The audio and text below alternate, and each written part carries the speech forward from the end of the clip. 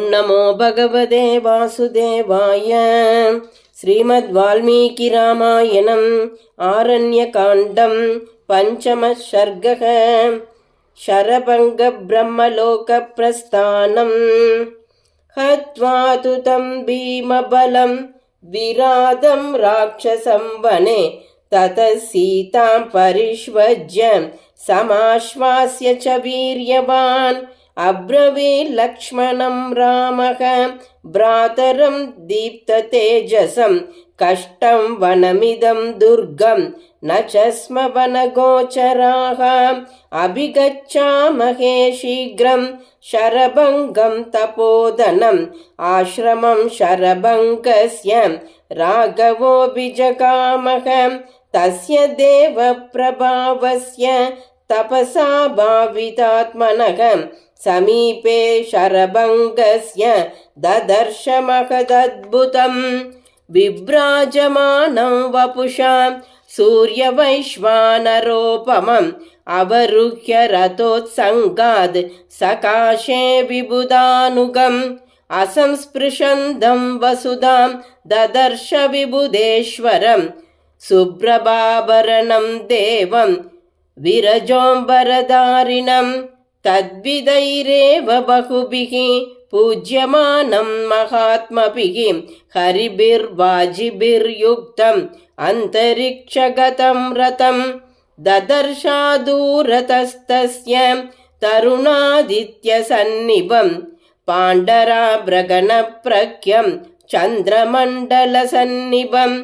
अपश्यद् विमलं छत्रं चित्रमाल्योपशोभितं, चामरव्यजने चाग्र्ये रुग्मदण्डे महादने।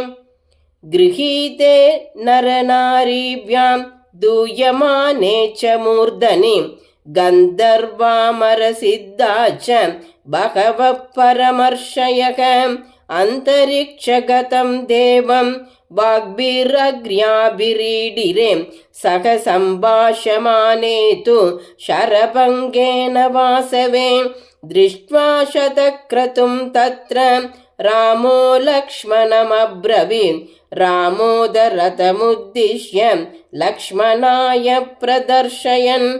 अर्चिष्मन्तं श्रियाजुष्टम् अद्भुतं पश्य लक्ष्मण, प्रतपन्दम् इवादित्यम् अन्तरिक्षगतं रथम्। एकया पुरुहूतस्य पुरा शक्रस्य न श्रुताः, अन्तरिक्षगदा दिव्याः त इमे हरयो ध्रुवम्।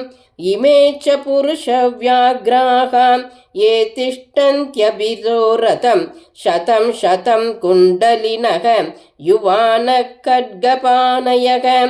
विस्तीर्णविपुलोरस्काः परिगायत बाहवः, शोणांशुवसना सर्वे व्याघ्रा इव दुरासदाः। उरोदेशेषु सर्वेषां हाराज्वलनसन्निभाः, रूपं बिभ्रति सौमित्रे पञ्चविंशतिवार्षिकम्।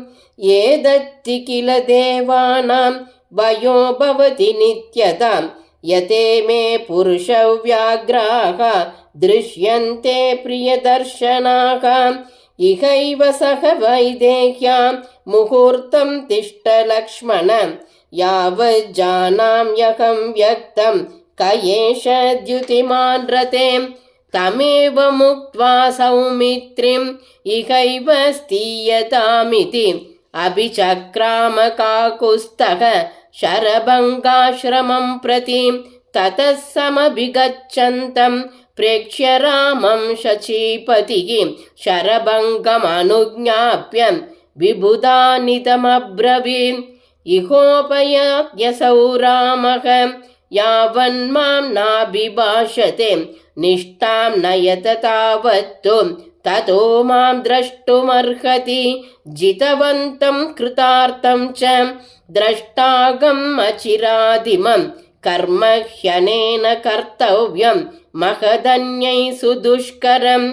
निष्पादयित्वा तत्कर्म ततो मां द्रष्टुमर्हति। अथ वज्री तमामन्त्र्य मानयित्वा च तापसं रतेन हरियुक्तेन ययौ दिवमरिन्दमः प्रयाते तु सहस्राक्षे राघवः सपरिच्छदे अग्निहोत्रमुपासीनं शरभङ्गमुपागमन् तस्य पादौ च संगृह्य रामः सीता च लक्ष्मणः निषेधुः समनुज्ञाता लब्धवासा निमन्त्रिताः ततः शक्रोपयानं तु पर्यपृच्छत् स राघवः शरभङ्गश्च तत्सर्वं राघवाय न्यवेदयन् मामेष वरदो राम ब्रह्मलोकं निनीशति जितमुग्रेण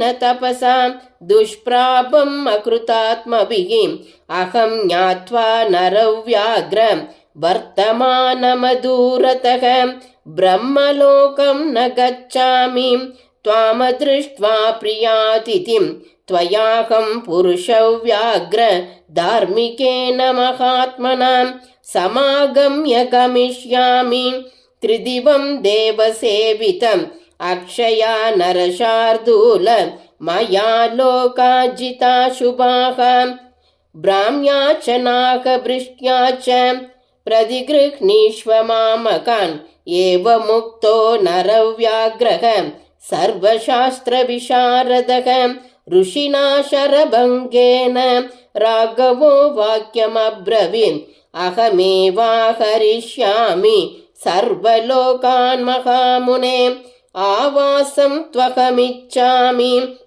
प्रतिष्ठमिककानने राघवेनैव मुक्तस्तु शक्रतुल्यबलेन वै शरभङ्गो महाप्राज्ञः पुनरेवाब्रवीत् वचः इह राममहातेजः सुतीक्ष्णो नाम धार्मिकः वसत्यरण्ये धर्मात्मा सते वासं विदास्यति सुतीक्ष्णम् अभिगच्छत्वं शुचौ देशे तपस्विनं रमणीये वनोद्देशे सते वासं विदास्यति इमां मन्दाकिनीं राम प्रतिस्रोतामनुव्रज नदीं पुष्पोद्भवः तत्र तत्र गमिष्यसि एष पन्था नरव्याघ्र मुहूर्तं पश्यतात मां यावज्जहामि गात्राणि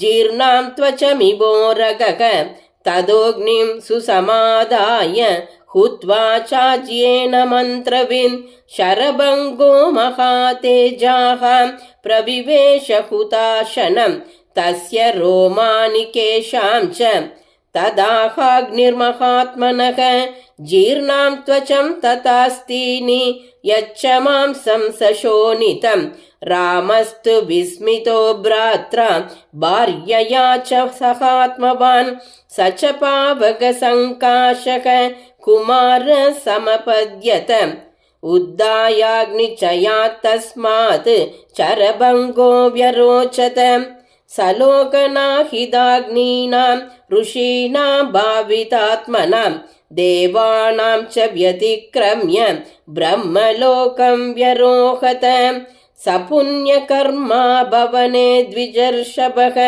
पितामहं सानुचरं ददर्शः पितामहश्चाभिसमीक्ष्य तं द्विजं ननन्द सुस्वागम् इमित्युवाचः